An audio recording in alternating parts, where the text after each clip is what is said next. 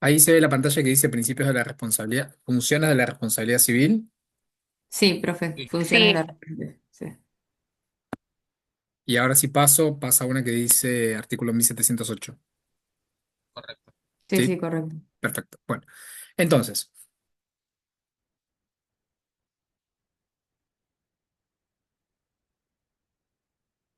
lo que les decía es que vamos a continuar, en función de lo que vimos la clase pasada, analizando las funciones de la responsabilidad civil. Lo que yo les decía es que, bueno, esos principios que ya estudiamos y que analizamos, son las bases que nos van a permitir la construcción de todo el sistema de la responsabilidad civil. Es aquello a lo que vamos a recurrir para fundar en derecho, y que nos va a dar, digamos, el- el razón o la razón o el razonamiento jurídico, para fundar la responsabilidad civil como ese sistema de reparación de daños injustamente sufridos. Entonces, ¿de qué vamos a empezar a hablar hoy? De las funciones de la responsabilidad civil. Este sistema de la responsabilidad civil del cual empezamos a hablar la clase pasada tiene funciones, y se acuerdan que habíamos empezado a hablar también de que el código de Vélez tenía una función, una única función, que era la función resarcitoria. Las funciones para ejemplificarlas son la función resarcitoria, la función preventiva y la función sancionatoria. ¿Qué es lo que pasa con esto? La función resarcitoria es la propia del código de Vélez-Sarsfield. ¿Sí? ¿Qué quiere decir esto? Eh, el código de Vélez-Sarsfield era un código que se asentaba sobre un principio, esto también lo habíamos dicho en la clase pasada, y ese principio era el de la subjetividad. Esto quiere decir que para el código de Vélez no había responsabilidad sin culpa. ¿Por qué? Porque lo que buscaba ese código era justamente que el sistema permita o tenga como finalidad o como función reparar eh, los daños injustamente causados. Por eso es que se ponía el énfasis en el papel del victimario. ¿Qué pasa? Esta función, ¿sí?, que es la resarcitoria, opera en una etapa ex post de la causación del daño, es decir, que yo tengo que tener acreditado el daño y después el sistema de la responsabilidad civil, a través de la función resarcitoria, o reparadora, como quieran llamarlo, lo que busca es justamente resarcir o reparar ese daño que sufrió el damnificado. Esta función histórica, ¿sí?, del Código de Vélez resulta, a partir del año 2015, con el Código Civil y Comercial, complementada con una función preventiva del daño. Esta función preventiva del daño opera en una etapa ex ante de la causación del daño. Esto quiere decir que para el sistema de la responsabilidad civil no es que yo tengo que esperar a que el daño se manifieste para que el sistema de la responsabilidad civil pueda de alguna manera actuar. No, porque hoy lo que se contempla es justamente una función que es preventiva del daño. ¿Se acuerdan que en la clase pasada yo les había dicho que para que exista responsabilidad civil, yo tenía que acreditar y verificar la presencia y la existencia de cuatro presupuestos que son básicos e indispensables justamente para acreditar y para que haya responsabilidad civil? Uno de estos presupuestos es la anticuricidad, el otro presupuesto es el factor de atribución, el otro es el daño y el otro es la relación de causalidad. Todos estos presupuestos, ¿sí?, que yo tengo que verificar en un análisis de supresión hipotética, es decir, cuando ustedes sean abogados, supongamos que yo sufro, vuelvo a retomar esto de que analizamos en la clase pasada. Soy un damnificado, me siento, ahí la tengo justo a Paula en la pantalla, me siento delante de Paula y le digo: Paula es abogada, ¿sí? Ya está recibida, ya tiene su matrícula, y ella me dice: bueno, contame qué te pasó. Le cuento los hechos de mi caso, que iba caminando y un vehículo intempestivamente me arrolla y que me genera la fractura de la pierna o del brazo o lo que fuese. Paula lo que va a hacer es un análisis de supresión hipotética para verificar si estos presupuestos, ¿sí?, la antijuricidad, el factor de atribución, el daño y la relación de causalidad están manifestados, están dados, y en ese caso va a llegar a la conclusión de que hay responsabilidad civil en cabeza de aquel que tiene que reparar ese daño. Después veremos eh, cómo lo vamos a individualizar o cómo los vamos a individualizar. Eh, pero el punto es que estos presupuestos se deben verificar a los fines de la función resarcitoria o reparadora. Ahora, cuando lo que yo busco es el ejercicio de la función preventiva del daño, que es la otra función de nuestro sistema de la responsabilidad civil, vamos a ver que no necesariamente se tienen que dar estos cuatro presupuestos. ¿Sí? Por eso es que vamos a empezar a analizar la función preventiva del daño. ¿Estamos bien hasta acá? Sí. Bueno, Sí, Dí- profe. dígame si pasa la pantalla. ¿Pasa la pantalla? Sí, pasó. Bien. Bien. Bueno, vamos a empezar a analizar eh, las funciones de la responsabilidad civil. Fíjense en lo que dice el artículo 1708. Las disposiciones de este título son aplicables a la prevención del daño y a su reparación. Es decir, que acá establece conceptualmente la función preventiva y la función resarcitoria, que son las únicas que el Código Civil Comercial contempla. Y vamos a empezar a analizar, voy a saltar este artículo de la prelación normativa para ir al artículo 1710 cuando empieza a hablar de la función preventiva. Fíjense en qué dice el artículo 1710. Dice, toda persona tiene el deber, en cuanto de ella dependa, de A. Evitar causar un daño no justificado. ¿Sí? Es decir, todos tenemos el deber general de no dañar a otro, tenemos que evitar la causación de un daño eh, siempre y cuando este daño no esté justificado. Y después vamos a ver por qué se pone o se resalta el concepto de la no justificación, porque en realidad hay determinadas circunstancias en las cuales un hecho que ocasiona un daño a prima facie aparece como antijurídico o ilícito, pero que al darse determinadas situaciones que la ley específicamente regula, opera lo que se llama causas de justificación, que lo que terminan generando es que la conducta termina siendo lícita, ¿sí? O permitida por el ordenamiento jurídico. Es decir, las causas de justificación van a generar como efecto excluir la antijuricidad de la conducta. Con lo cual, una conducta que a simple vista o en un primer análisis fugaz aparece como antijurídica, bueno, al haberse dado una causa que la justifica, termina purgándose de esa antijuricidad, con lo cual ahí ya no habría el deber de reparar, ¿sí? Pero vamos a ver cómo funciona esto de las causas de justificación. Entonces, el deber de prevención, toda persona tiene el deber, en cuanto de ella dependa, de evitar causar un daño que no está justificado, un deber genérico que recae en cabeza de todos, eh, adoptar de buena fe y conforme a las circunstancias las medidas razonables para evitar que se produzca un daño o disminuir su magnitud, y si tales medidas evitan o disminuyen la magnitud de un daño del cual un tercero sería responsable, tiene derecho a que éste le reembolse el valor de los gastos en que incurrió conforme a las reglas del enriquecimiento sin causa. Bueno, acá aparece un deber en cabeza de terceros. ¿Sí? Los terceros también, o sea, no solamente cada uno de nosotros tenemos el deber de evitar causar un daño no justificado, sino que también los terceros tienen un deber de evitar, ¿sí? De alguna manera que un daño que ya se produjo se magnifique. Esperen que voy a...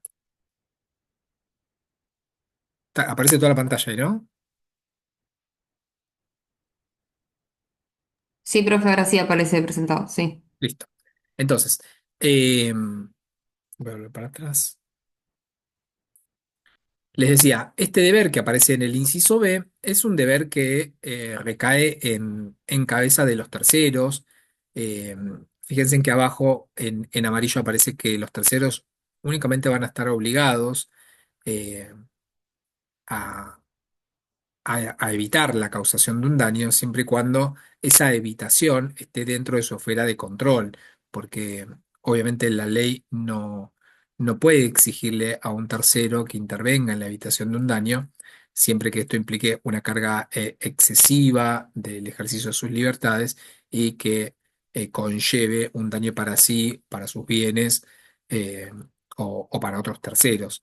Con lo cual, el deber de este artículo 1710 respecto a los terceros, eh, en principio, salvo que esté dentro de su esfera de control y no genere ningún riesgo, ningún daño para sí, eh, no es de la incumbencia de todos los terceros.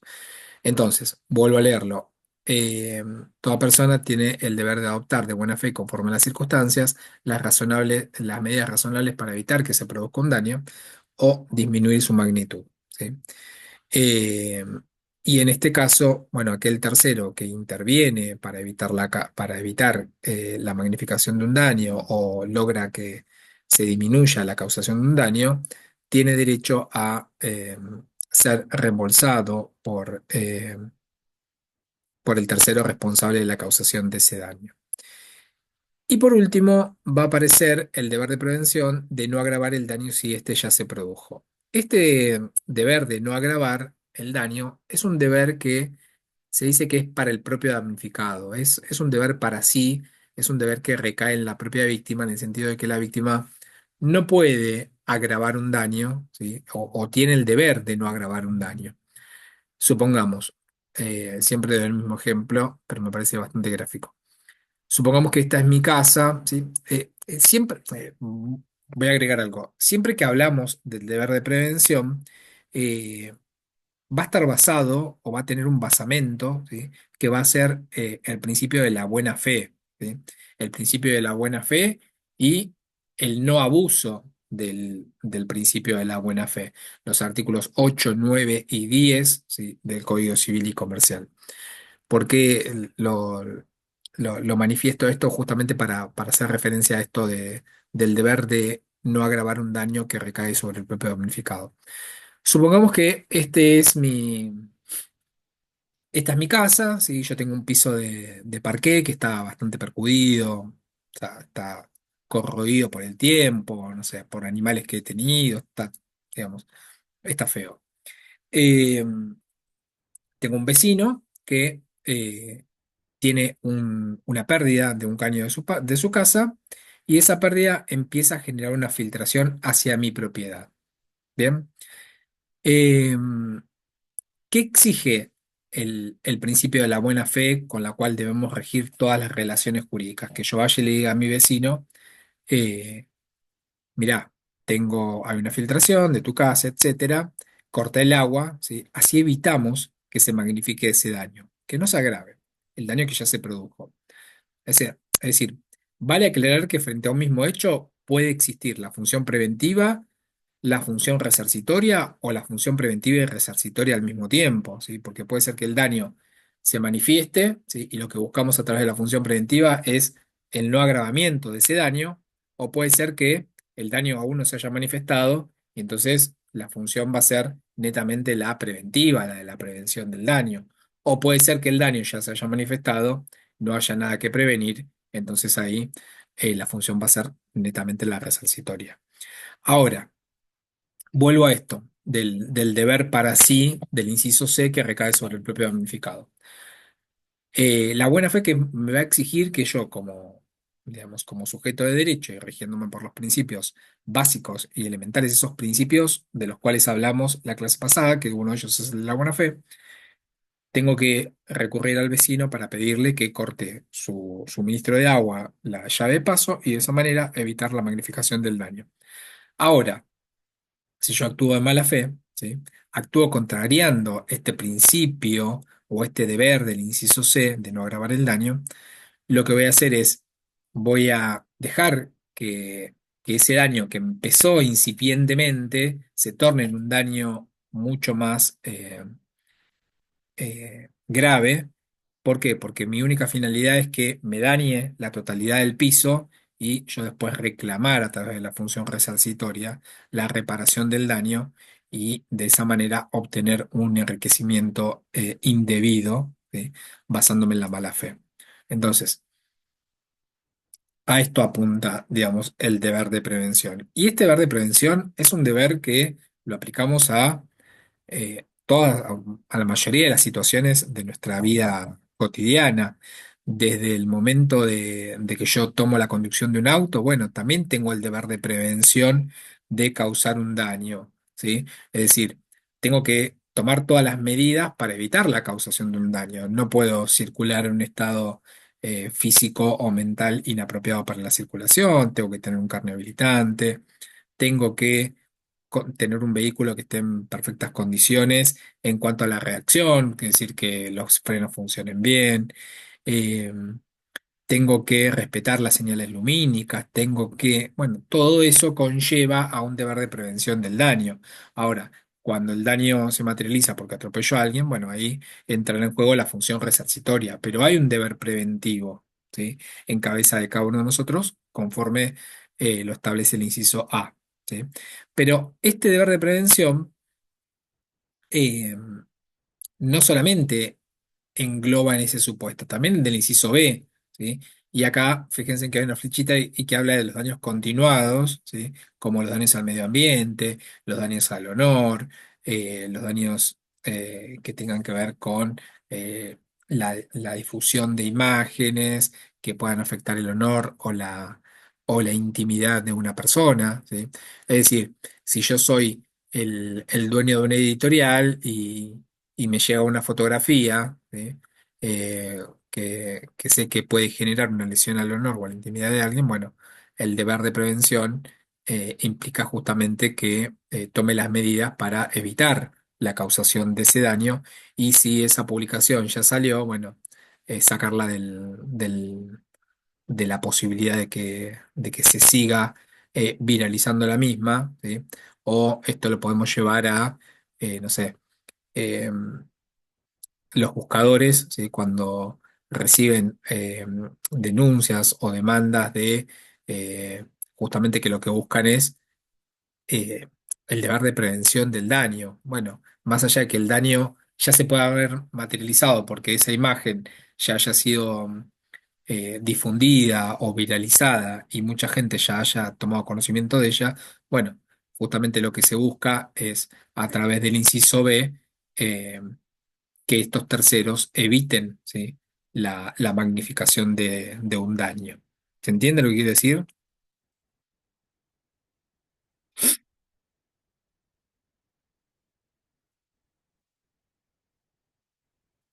Alguien que me diga porque yo veo la pantalla como lo puse en... Profe, yo quiero hacer una pregunta.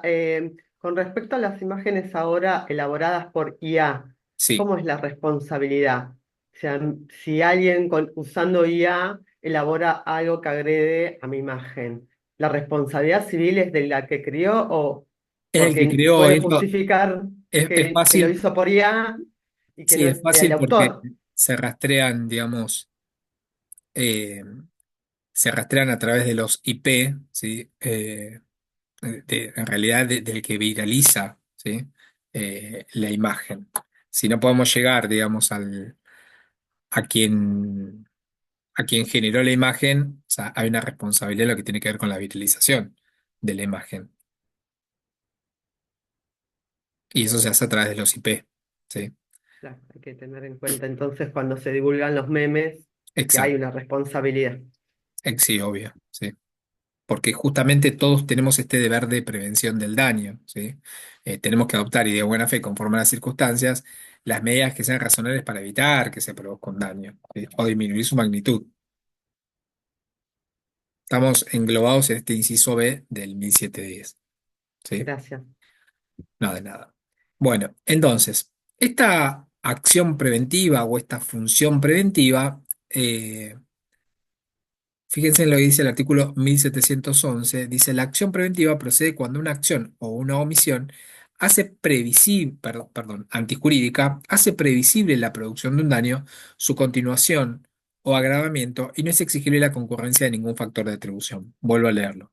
Acción preventiva. La acción preventiva procede cuando una acción o una omisión antijurídica. ¿Cuándo va a haber una acción o una omisión antijurídica? Cuando transgreda alguno de esos dos deberes de los cuales hablamos. O el nemine in ladere, el deber general de no dañar al otro, o el pacta sunt servanda. hace previsible la producción de un daño. Y acá aparece un concepto muy importante en la materia del derecho de daños, que es el de la previsibilidad, ¿sí? La previsibilidad es un concepto que se relaciona con lo que la racionalidad humana media permite prever que puede suceder, ¿sí? Y este concepto de previsibilidad eh, se encuentra atado o va ligado con el concepto de la relación de causalidad. ¿Se acuerdan que yo les había dicho que uno de los presupuestos es la relación de causalidad? Les dije anticuricidad, factor de atribución, daño y relación de causalidad.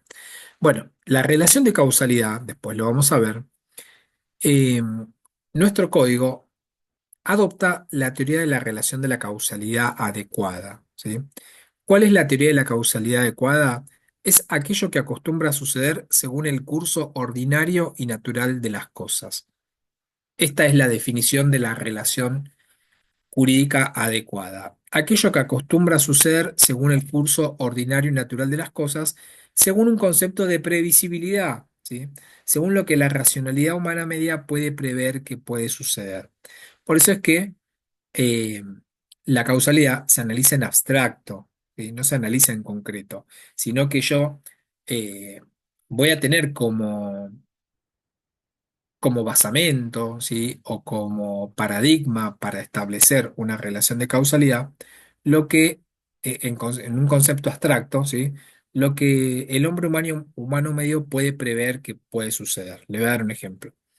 Si yo circulo con un auto a 140 kilómetros por hora por una calle a la que puedo ir a 20 o a 40, bueno, y atropello a alguien, o me incrusto en una casa, o choco otro auto, o cometo cualquier tipo de daños, la racionalidad humana media, ¿sí? Esa relación de causalidad, en el sentido de que es lo que acostumbra a suceder según el curso ordinario natural de las cosas, permite prever desde un concepto de previsibilidad, de racionalidad humana media, porque cualquier persona, ¿sí? A la cual yo le pregunto, ¿vos qué pensás? Si yo circulo con un auto a 140 kilómetros por hora en una calle a la que puedo ir a 20, eh, según lo que sucede, ¿voy a chocar a alguien? ¿Voy a atropellar a una persona? ¿Me voy a enquistar en una casa? Bueno, cualquier ser humano medio va a llegar a esa conclusión, ¿sí? Por eso es que este concepto de la previsibilidad parece como tan importante. No necesitamos un super conocimiento en vialidad, ¿sí? O en accidentología vial para poder llegar a la conclusión de que frente a este hecho se sucede este resultado. Entonces, cuando podemos hacer esta conexión, ¿sí? Entre ese hecho y ese resultado, entonces vamos a tener por acreditada una relación de causalidad adecuada, porque frente a ese hecho sucede ese resultado en lo que la previsibilidad y la racionalidad humana media permite prever que puede suceder. ¿Se entiende lo que quiero decir?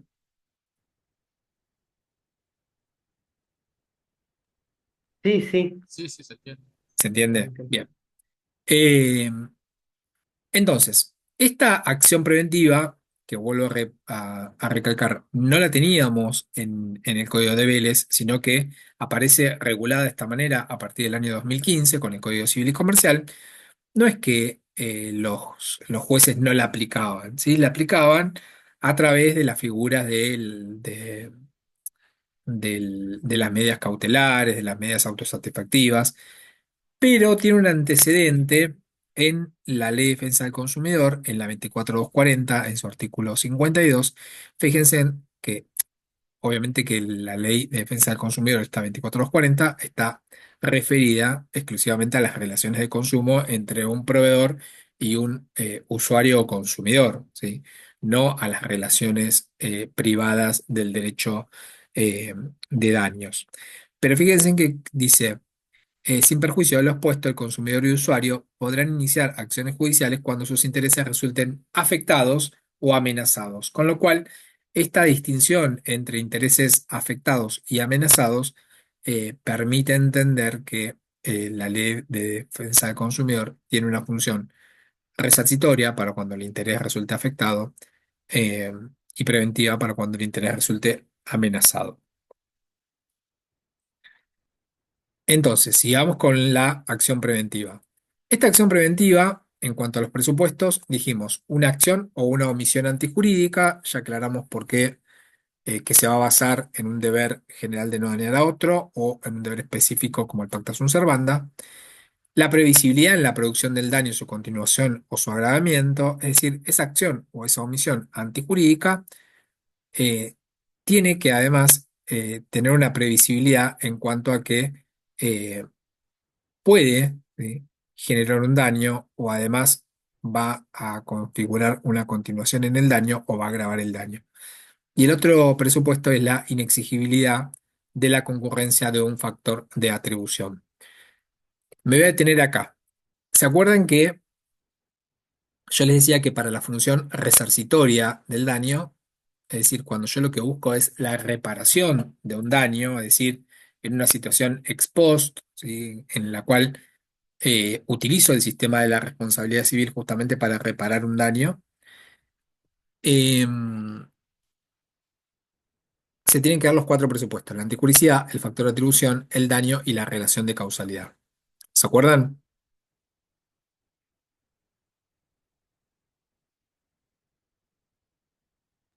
Sí, Bien. En la función preventiva del daño, ¿sí?, fíjense en que hay dos presupuestos de los que puedo carecer, ¿sí?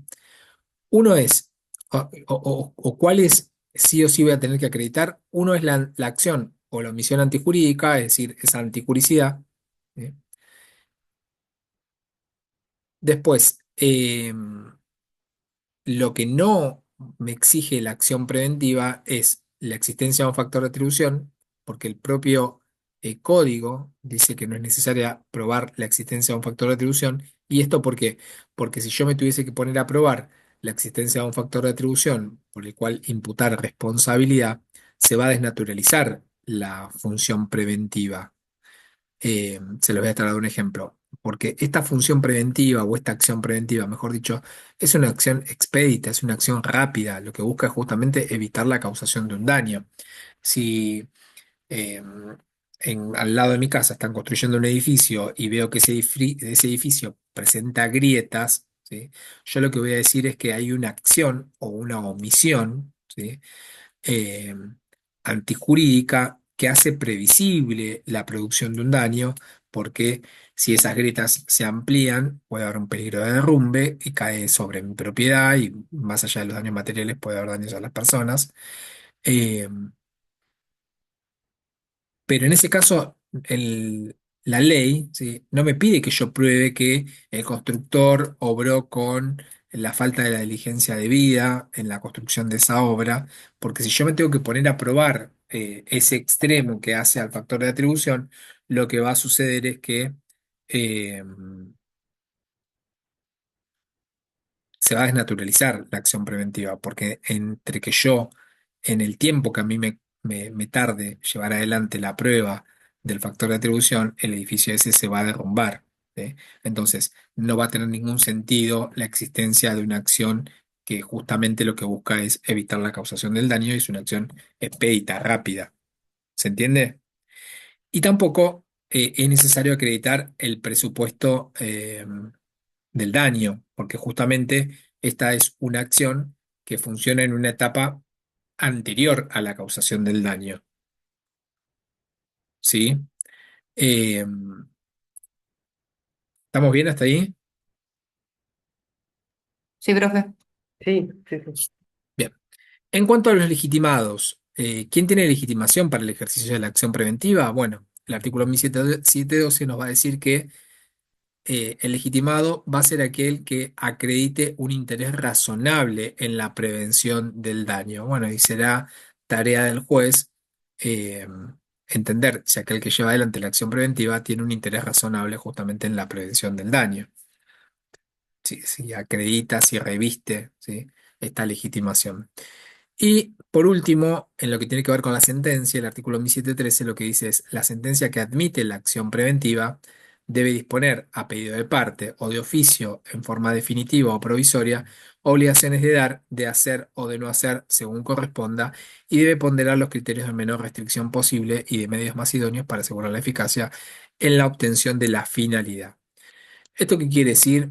El juez en la sentencia de esta acción expedita rápida, que lo que busca es justamente evitar la causación de un daño, eh, puede disponer a pedido de parte o de oficio. Esto quiere decir que él lo hace por, digamos, no necesita que la parte le solicite eh, eh, determinada acción, ¿sí? O determinada resolución o eh, determinada obligación, sino que el juez por sí solo, de oficio, entiende qué es lo que hay que hacer y lo que corresponde hacer en ese caso. Puede disponer en forma definitiva o provisoria obligaciones de dar, de hacer o de no hacer, ¿sí? Pero siempre tiene que ponderar los criterios de menor restricción de los derechos de aquellos que están, digamos, litigando o formando parte de esa acción preventiva. ¿Qué quiere decir esto? Supongamos que, volvemos al ejemplo del edificio. Yo inicio una acción preventiva porque al lado están construyendo una torre que presenta grietas. Bueno, lo primero que va a hacer el juez es una acción de no innovar. ¿Qué quiere decir esto? Una acción, una medida cautelar para que quede paralizada la obra, ¿sí? Que no se lleve adelante ninguna acción más, hasta tanto se lleve adelante un peritaje eh, con un perito designado por el juzgado, que va a revisar la obra y va a decir si esa obra presenta peligro de derrumbe o riesgos, etcétera. Si supongamos que el informe ese de ese perito, de ese auxiliar de la justicia, dice que llevando a cabo eh, reparaciones, como pueden ser enmendaduras o reparaciones de esas grietas, o sellados con algún producto puntual, no hay riesgo de derrumbe. Bueno, el juez en su sentencia lo que va a mandar a las obligaciones a cargo del demandado es que lleve adelante esas tareas tendientes a evitar la causación del daño. Por supuesto que el juez lo que tiene que hacer es ponderar criterios de menor restricción posible en cuanto a los derechos que estén en juego. No es que el juez va a decir, bueno, eh, la realidad es que esta obra no presenta ningún peligro de derrumbe, pero igual obligo al constructor a que tire todo y vuelva a hacer todo de nuevo. No, ¿sí? Eh, a esto es a lo que apunta este artículo 1713. Y bueno, acá lo que va a decir es que nosotros ya teníamos esta acción preventiva a través de las medidas cautelares o de las medidas autosatisfactivas. No pretendo que se metan en eso porque es un tema ya procesal. ¿Hasta acá estamos bien? Sí, profe. Bueno.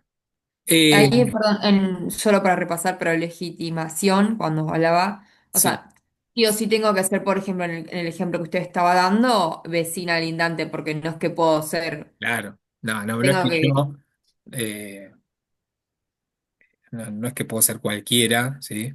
claro, Tengo que tener un interés razonable en la prevención del daño. ok, ok, bueno, gracias. No, nada. Eh, y acá, solo para completar esta cuestión, yo decía que hay tres tipos de funciones: la función preventiva, la función resarcitoria y la función sancionatoria. Nosotros en el Código Civil, ¿sí? Eh, que nos rige, solamente tenemos la función preventiva y la función resarcitoria. La función preventiva es la que vimos recién. Ahora vamos a empezar a analizar la función eh, resarcitoria, que es cuando el daño ya se materializó y lo que buscamos es justamente la reparación del daño. Pero sin embargo, en el ordenamiento jurídico, que es mucho más amplio que el Código Civil y Comercial, hay contempladas funciones sancionatorias y un ejemplo de ello está dado en la Ley de Defensa del Consumidor, en la 26361, que en el artículo 52 bis contempla la figura del daño punitivo. Seguramente habrán escuchado este término del daño punitivo. El daño punitivo justamente es una sanción eh, que la ley aplica a aquellos proveedores que incumplen justamente con con el contrato, con las obligaciones que están a su cargo y que generan perjuicios a los consumidores. Fíjense que dice el juez podrá aplicar una multa civil a favor del consumidor, la que se graduará en función de la gravedad del hecho. Lo importante es que nosotros en el Código Civil y Comercial no tenemos contemplada la función sancionatoria. ¿Sí? ¿Hasta acá estamos bien? Sí, profe. Bueno, Perdón, no tenemos contemplada en el Código Civil nuevo la función que dijo. sancionatoria. Ah, Solamente está en la Ley de Defensa del Consumidor, pero referida a las relaciones de consumo, ¿sí? No a la responsabilidad civil en general. ok, gracias. Bien, entonces, ya vimos la función preventiva. Vamos a empezar a analizar la función resarcitoria del daño, ¿sí? Ya aclaramos cuando hay una función resarcitoria, que es ex post de la causación del daño. Y se acuerdan que en la clase pasada yo les había dicho que en el código de Vélez se mantenía un deslinde o una bifurcación en dos órbitas, en la órbita contractual y en la órbita extracontractual. Bueno, en este Código Civil y Comercial lo que se plantea es la unificación de la responsabilidad. Se deja de lado esa diferenciación entre la órbita contractual y la órbita extracontractual y se dice que este es un código unificador en el sentido de que la responsabilidad civil es una sola. Y este artículo 1716 justamente es el artículo que se conoce como el de la unificación, porque dice la violación del deber de no dañar a otro, ese principio, ¿sí? Del lemin in ladere que habíamos visto la clase pasada, o el incumplimiento de una obligación como ese deber del pacta sunt servanda, da lugar a la reparación del daño causado conforme a las disposiciones de este código. Lo que quiere decir este artículo 1716 es, no importa si la causa fuente que da lugar a la responsabilidad es la violación del nemine ladere o del pacta sunt servanda, en ambos casos se va a regir por las disposiciones generales de este código, ¿sí? Y que empiezan a analizarse a partir del artículo 1717. ¿Estamos bien hasta ahí? Si alguien no entiende algo, me dicen, ¿eh? No, no necesariamente tenemos que entender todo. ¿Hay alguien que se haya perdido?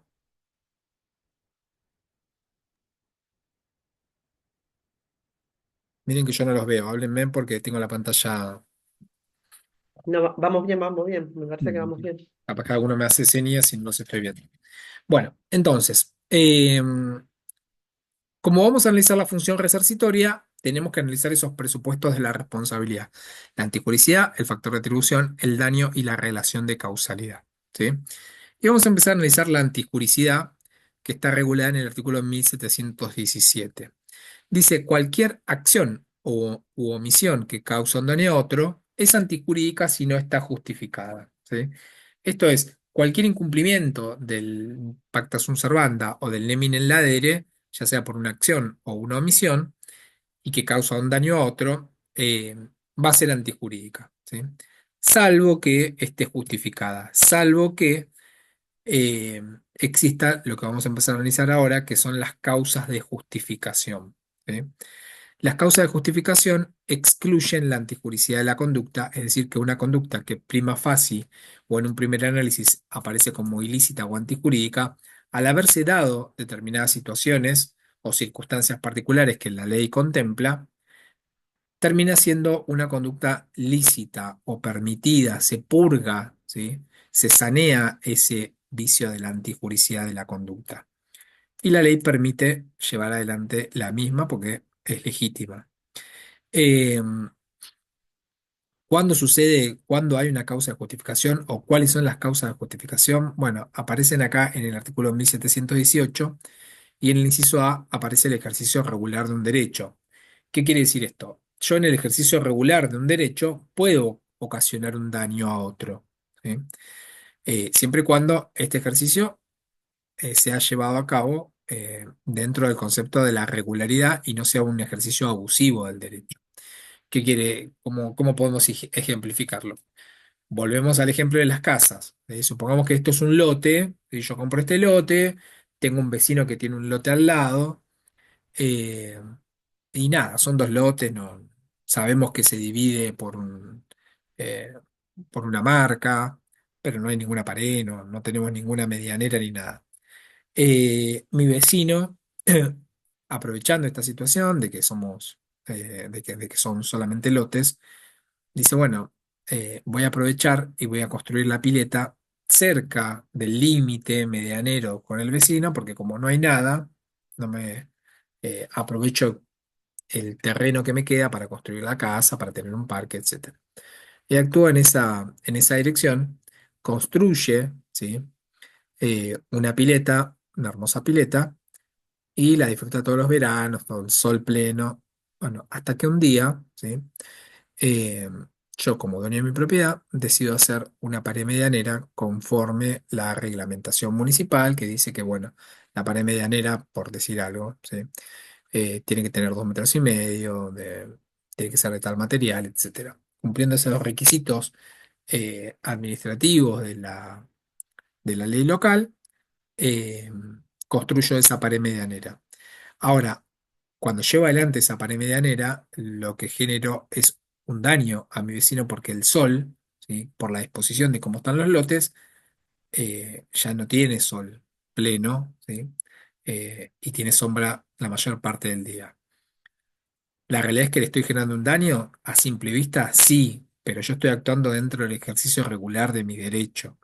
Ahora, si la reglamentación local dice que la pared medianera tiene que tener 2,5 metros y yo la hago de 10 metros, bueno, entonces ahí habrá un abuso del derecho y ahí sí, digamos, estaremos frente a una situación antijurídica. Pero en el otro supuesto no. Hay un ejercicio regular de mi derecho y si bien causa un daño, no, esa conducta no es antijurídica. ¿Se entiende? Sí, Bien. Sí. La otra causa de justificación que va a aparecer es la legítima defensa. ¿Sí? La legítima defensa nosotros la tomamos del derecho penal, en el Código de Vélez la tomábamos, mejor dicho, del derecho penal, porque en el Código de Vélez no estaban reguladas estas causas de justificación como las tenemos ahora, solo se hablaba del ejercicio regular de un derecho. Eh, pero no se hablaba de la legítima defensa, con lo cual la tomábamos del Código Penal en el sentido de que aquel que repele una agresión ilegítima, actual, ajena, no provocada, etcétera, de alguna manera actúa en el ejercicio regular de un derecho, porque si yo me defiendo de una agresión, bueno, estoy dentro del ejercicio regular de mi derecho a la integridad, de mi derecho a la vida, etcétera, con lo cual todo quedaba englobado dentro del ejercicio regular de un derecho. Ahora ya lo tenemos específicamente regulado o expresamente regulado en este artículo 1718. Fíjense, eh, está justificado el hecho que causa un daño en legítima defensa propio de terceros por un medio racionalmente proporcionado frente a la agresión actual o inminente, ilícita y no provocada. Es decir, todos esos requisitos se tienen que dar para que estemos dentro o bajo el amparo de la causa de justificación, legítima defensa, ¿sí? Racionalidad del medio empleado, falta de agresión, o una agresión que no sea provocada, eh, o falta de agresión de nuestra parte, que sea inminente, que sea ilícita, etcétera. Ahora, ¿qué pasa? Este código incorpora en esta segunda parte del inciso del 1718 una solución que antes no teníamos y que la realidad es que la jurisprudencia había resuelto, ¿sí? Porque se dieron muchos casos en los cuales se daban y se dan estas situaciones y la justicia, al no tener una norma que específicamente regule la cuestión, bueno, hace una creación pretoriana, ¿sí? Una creación pretoriana es una solución que dan la justicia o la doctrina, ¿sí? Sobre alguna cuestión. Pensemos que el legislador no puede, sería imposible que el legislador contemple todas las situaciones que se pueden llegar a plantear. Por eso es que hay otras fuentes del derecho, además de la ley, ¿sí? La interpretación, etcétera. Y acá también, o sea, esto era una creación pretoriana. Y es la situación del tercero que no fue agresor ilegítimo y que sufre daños como consecuencia de un hecho realizado en legítima defensa, eh, qué pasaba con, digamos, la reparación respecto a este tercero. ¿Cuál es el caso? Es decir, cuando yo actúo en legítima defensa, porque supongamos que yo tengo portación y tenencia de un arma, ¿sí? Y a mí me vienen a robar y en ese hecho en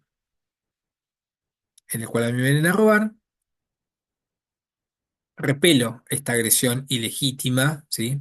Eh, y empiezo a disparar con mi arma.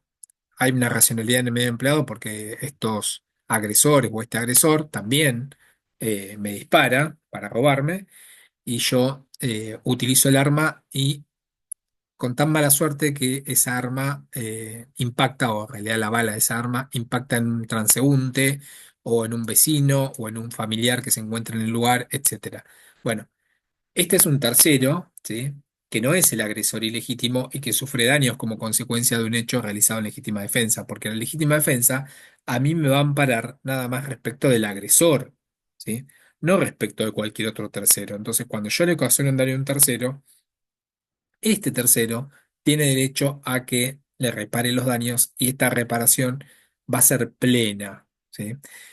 Después vamos a ver que el concepto de la reparación plena se basa en que la idea de la reparación es volver las cosas a su estado anterior, ¿sí?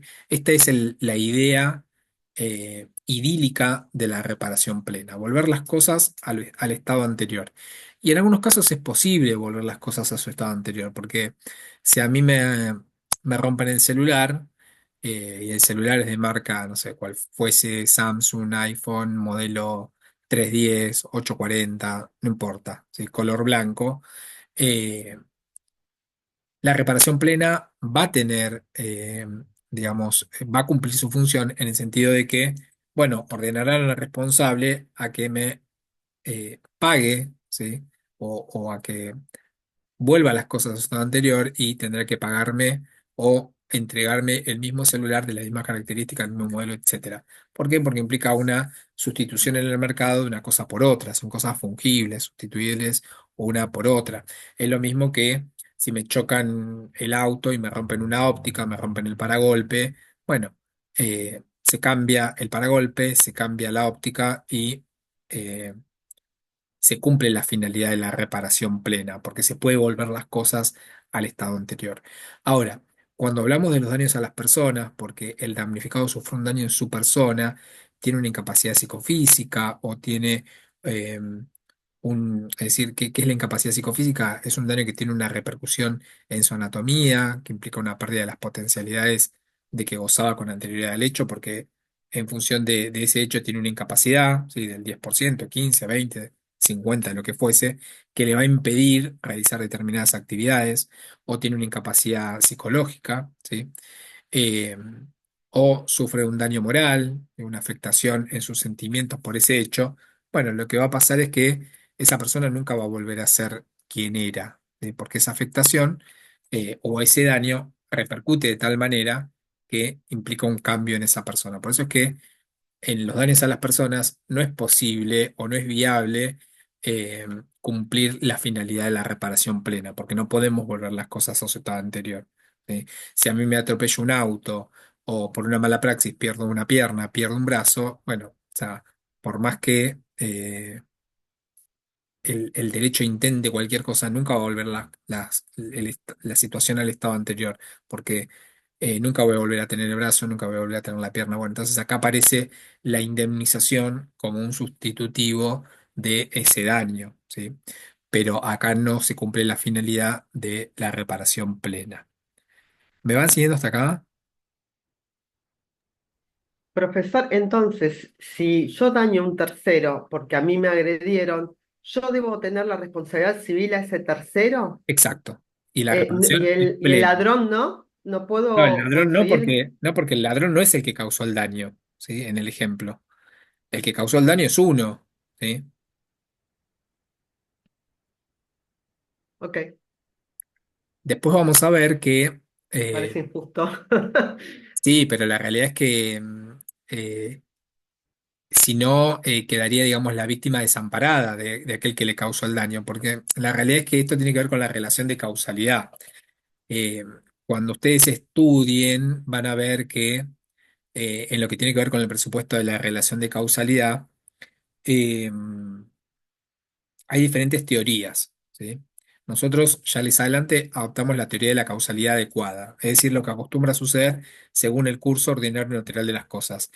Según el curso, ¿qué quiere decir esto? Si yo incorporo una cosa que es un arma, ¿sí? Que implica un riesgo, bueno, hay riesgo de que yo por tener esa arma pueda causar un daño.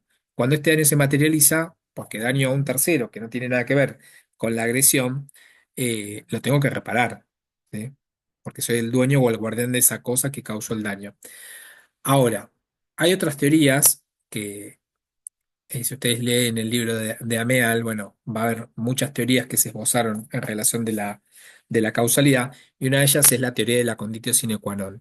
Esta teoría de la conditio sine qua non, que nosotros no la aplicamos, ¿sí? No la aceptamos porque no permite establecer un corte, lo que dice es que todas y cada una de las condiciones precedentes a la causación del daño son causa del daño, ¿sí? Son condición del daño.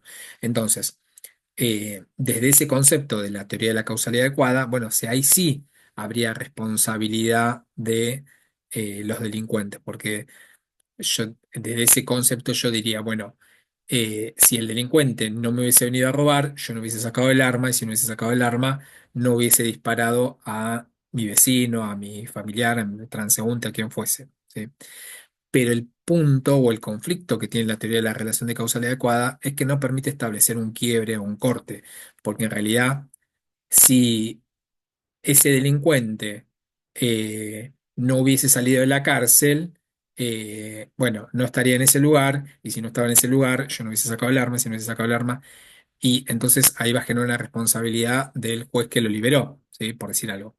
Y si el juez que lo liberó no hubiese sido nombrado por fulanito de tal, bueno, ese juez no hubiese liberado a ese delincuente no hubiese... O sea, hay una concatenación de hechos anteriores, o inclusive podemos decir, bueno, si este delincuente no hubiese nacido, entonces hay una responsabilidad de los padres, porque si los padres no lo hubiesen concebido, el delincuente no hubiese estado en ese lugar, entonces no hay manera de establecer un corte, podríamos llegar hasta Adán y Eva como responsables. Perdón que le interrumpa. Entonces, esta causalidad adecuada que lo usamos en los de civil también se aplica en penal, por lo que usted Sí, está diciendo. sí, Ok, gracias.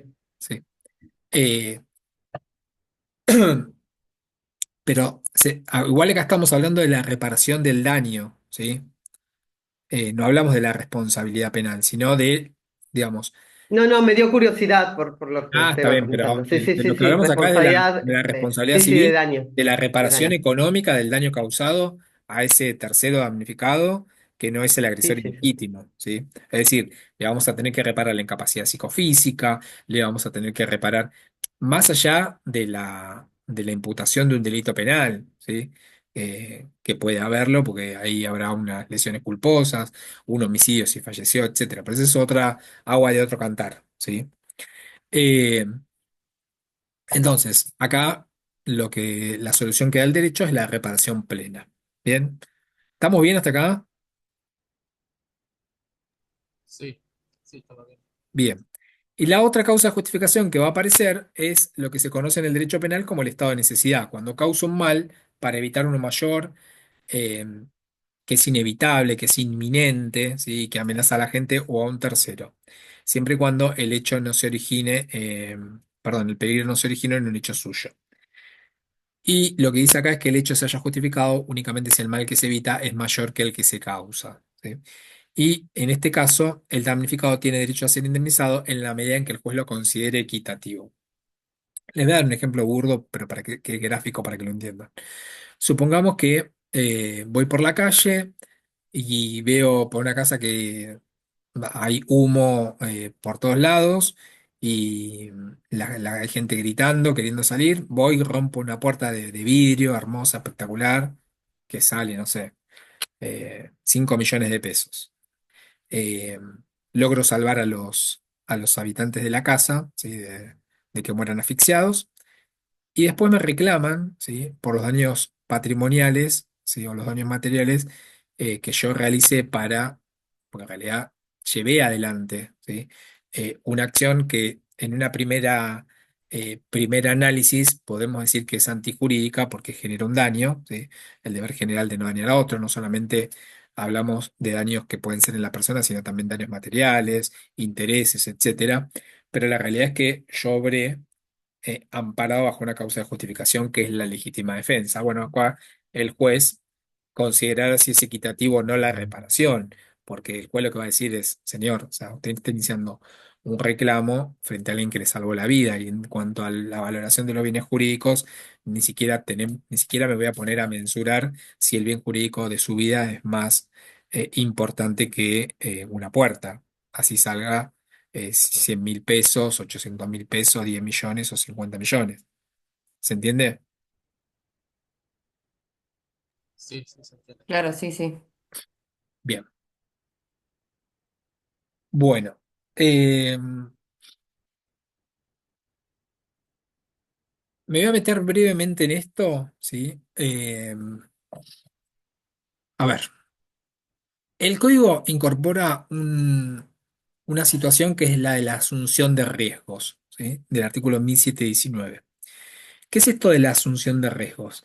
La asunción de riesgo históricamente, es decir, antes de que tengamos este Código Civil y Comercial, se entendía como una causa de justificación. ¿Vieron que estábamos hablando de las causas de justificación que excluyen la anticuricidad de la conducta? Bueno, se tomaban como una causa de justificación, porque lo que se decía es, bueno, cuando la víctima se expone voluntariamente a una situación de peligro, eh, asume los riesgos de esta situación de peligro. Ergo, por ejemplo, cuando yo voy a jugar un partido de fútbol, bueno, si me patean la pierna y me generan, digamos, una lesión, bueno, forma parte o implica que yo asumí los riesgos que son propios de esa actividad o de esa práctica. Si me dispongo a jugar un partido de rugby, bueno, ¿puedo terminar lesionado? Sí, puedo terminar lesionado, porque eh, son situaciones propias del riesgo de cada actividad. Ahora, eso lo podemos trasladar a cualquier situación en la cual la víctima se expone a una situación de peligro, ¿sí? Eh, entonces, la- el artículo 1719 del Código Civil y Comercial lo que dice es que todo lo contrario, ¿sí? Zanja esta cuestión y dice la exposición voluntaria por parte de la víctima a una situación de peligro no justifica el hecho dañoso ni exime de responsabilidad, a menos que por la circunstancia del caso ella pueda calificarse como un hecho del damnificado que interrumpe total o parcialmente el nexo causal. ¿Qué quiere decir esto? Quiere decir que por el hecho de exponernos voluntariamente a una situación de peligro, no es que el- eh, no es que justificamos o que va a operar una causa de justificación en favor de aquel que causa el daño, con lo cual la exposición voluntaria o la asunción de riesgo deja de ser una causa de justificación, ¿sí? Eh, entonces, no va a eximir de responsabilidad, no va a justificar el hecho dañoso, salvo que el hecho de la víctima genere una concausa que interrumpa total o parcialmente el nexo causal. Por ejemplo, supongamos que yo me subo a un, a una atracción, ¿sí? Como puede ser una montaña rusa o a un juego, digamos, que tenga cierta, no peligrosidad, pero para el común denominador, pero para determinadas personas sí.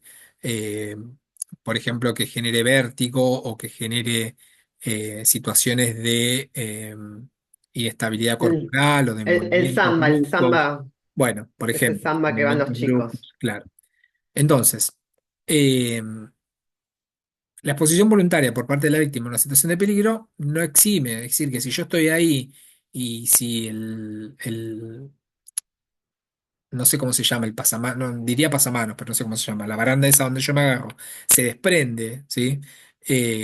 Y caigo y salgo volado, bueno, es decir, no hay una causa de justificación en el sentido de que el demandado me va a decir, o el dueño de ese juego, o el organizador de esa atracción me va a decir, bueno, vos te pusiste voluntariamente a una situación de peligro. No, ¿sí? No lo exime de responsabilidad ni justifica ese hecho dañoso. Ahora, salvo que haya una causa puesta por el propio damnificado que interrumpa el nexo causal. ¿Qué quiere decir? Hay un nexo de causalidad que está puesto por el dueño de ese juego mecánico, por decir de alguna manera un ejemplo. Eh, pero supongamos que para ingresar, ¿sí?, a esa atracción hay un cartel que dice, bueno, a esta atracción no pueden subir personas con problemas de epilepsia, personas con problemas cardíacos, eh, personas embarazadas o gestantes, etcétera, etcétera, etcétera, etcétera. Y yo tengo, digamos, alguna de esas condiciones o precondiciones, y sin embargo me expongo a esa situación de peligro y resulto dañado, lo que va a pasar es que yo genero una relación causal que confluye con la relación causal puesta por el organizador o por el dueño de esa atracción, y es mi relación causal lo que genera el daño. ¿Se entiende lo que quiero decir? Si Sí, yo soy una persona gestante y me subo a un Samba y estoy por decir, porque estábamos hablando del ejemplo del Samba, y estoy de 7 meses y eso genera un desprendimiento del feto, bueno, ahí hay un hecho de la víctima que interrumpió el nexo causal, porque yo tenía la advertencia y además, más allá de que tenía la advertencia, acá aparece de vuelta el concepto de la previsibilidad. ¿Sí? Es decir, lo que la racionalidad humana media permite prever que va a suceder. Si soy una persona gestante que tengo 6 meses de embarazo, cualquier ser humano, en el sentido de que tenga una racionalidad humana media, puede prever que frente a esa exposición, ¿sí?, a esa situación, se va a generar un daño. O sea, nadie concluiría en otra conclusión que no sea esa. ¿Sí? ¿Se entiende lo que quiero decir? Y así se libera de la Y así se responsabilidad del libera. daño. Exacto. ¿Sí? Por eso dice, a menos que por la circunstancia de caso, ella pueda calificarse como un hecho del damnificado, que esa exposición, ¿sí?, a esa situación de peligro haya sido un hecho netamente o totalmente del damnificado. Y cuando uno firma esos consentimientos para entrar a alguno de estos juegos de vértigo, no sé, eso que se cuelgan, jumping y demás, ¿eso cuenta como exhibición No. de daño? No. No, porque son cláusulas abusivas, porque justamente la asunción de riesgo no es una causa de justificación. ¿Sí? Pero la causa de justificación la podemos, o sea, ustedes cuando sean abogados van a ver que la aplicación es como muy genérica. El peatón, ¿sí?, se expone de alguna manera a situaciones de peligro puestas por el dueño o el guardián de un vehículo. ¿Por qué? Porque el dueño o guardián de un vehículo crea situaciones de peligro todo el tiempo. ¿Cuál es la creación de la situación de peligro? Poner un vehículo en la calle, ¿sí? Porque el vehículo tiene aptitud para causar un daño. Entonces, el peatón de alguna manera se expone cuando cada uno de nosotros salimos a trabajar, vamos a la facultad, vamos al kiosco, vamos a comprar. De alguna manera nos exponemos voluntariamente a situaciones de peligro generadas o puestas por otros, ¿sí? El caso más claro es el de los vehículos, el de eh, el de los rodados puestos en la calle. Bueno, cuando eso genera un daño, bueno, justamente esta exposición voluntaria de nosotros como peatones no va a justificar el hecho dañoso ni va a eximir de responsabilidad, salvo que haya un hecho de la víctima que interrumpa total o parcialmente el nexo causal, salvo que este peatón, que se expuso voluntariamente a una situación de peligro, cruzó donde no debía, ¿sí? Cruzó intempestivamente, iba distraído, no estaba mirando la dirección en la cual venían los vehículos y cruzó de la nada, cruzó corriendo. Bueno, entonces en esos casos, bueno, ahí hay un hecho del damnificado porque él pone una relación causal que interrumpe la relación causal puesta por el dueño de ese vehículo. ¿Se entiende? ¿Sí? Bien. Eh, y después, la otra figura que va a parecer que es relevante es la del 1720, que es la del consentimiento del damnificado. Acá el consentimiento libre e informado del damnificado, siempre que no sea una cláusula abusiva, eh, libera de responsabilidad. Es decir, que el consentimiento libre e informado del damnificado es una causa de justificación que excluye la anticuricidad de la conducta. ¿Sí?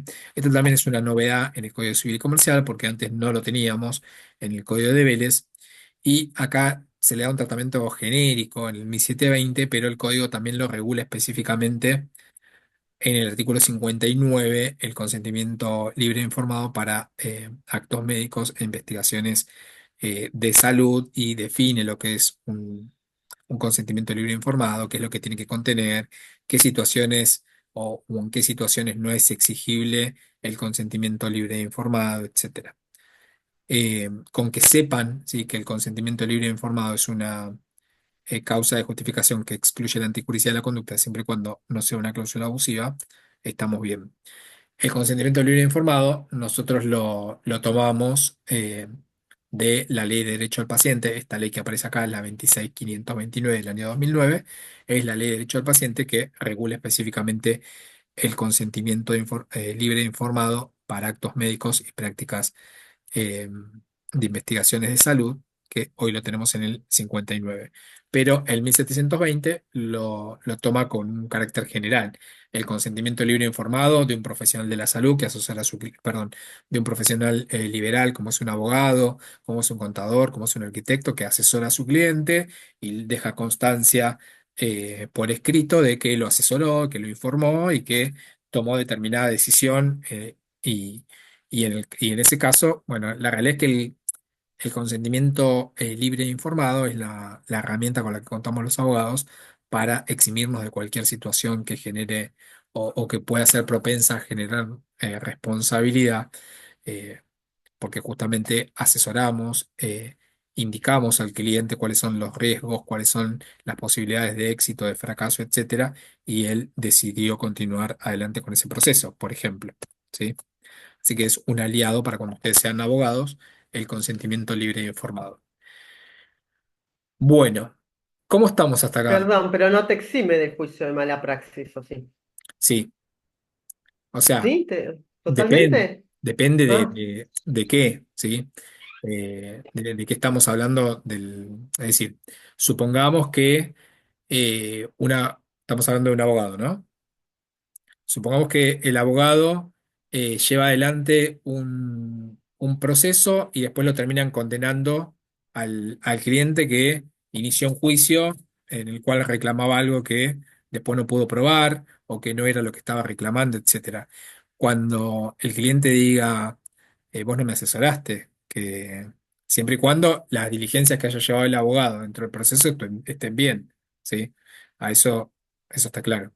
El claro, a eso abogado me refería, el si uno abogado, detecta. el cliente después puede decir, vos no me dijiste, si me hubieses asesorado que este juicio no iba a llegar a buen puerto, no lo hubiésemos llevado adelante y hoy no hubiese tenido que cargar con una condena, con las costas, etcétera. Entonces ahí ustedes como van a decir, no, mira, acá está el consentimiento libre e informado en el cual yo te expliqué, ¿sí? Las posibilidades de éxito, las posibilidades de fracaso, eh, las diferentes alternativas y vos decidiste embarcarte en este proceso, ¿sí? Ahora, otra cosa es que nosotros como abogados cometamos errores que tengan que ver con nuestra diligencia en la tramitación del proceso. Eso es otra cuestión. Y de eso no nos va a eximir. Eh, pero, por ejemplo, en los casos más comunes, estamos en el proceso y nos hacen un ofrecimiento de, por decir algo, 2 millones de pesos. Y se lo trasladamos al cliente, el cliente dice, no, ni loco, o sea, yo quiero 100 y después termina perdiendo el juicio y dice, ay, hubiese agarrado los 2 millones. O sea, eh, acá hay una mala praxis tuya porque, o sea, si me hubieses asesorado bien, no hubiese perdido el juicio y hubiese ganado. No, entonces yo a través del consentimiento informado dejo constancia que hay un ofrecimiento y que vos no lo aceptás y querés seguir adelante con el proceso. Entonces, eso es lo que nos va a eximir de responsabilidad. ¿Sí? Bueno, hasta acá vamos a ir hoy. Voy a detener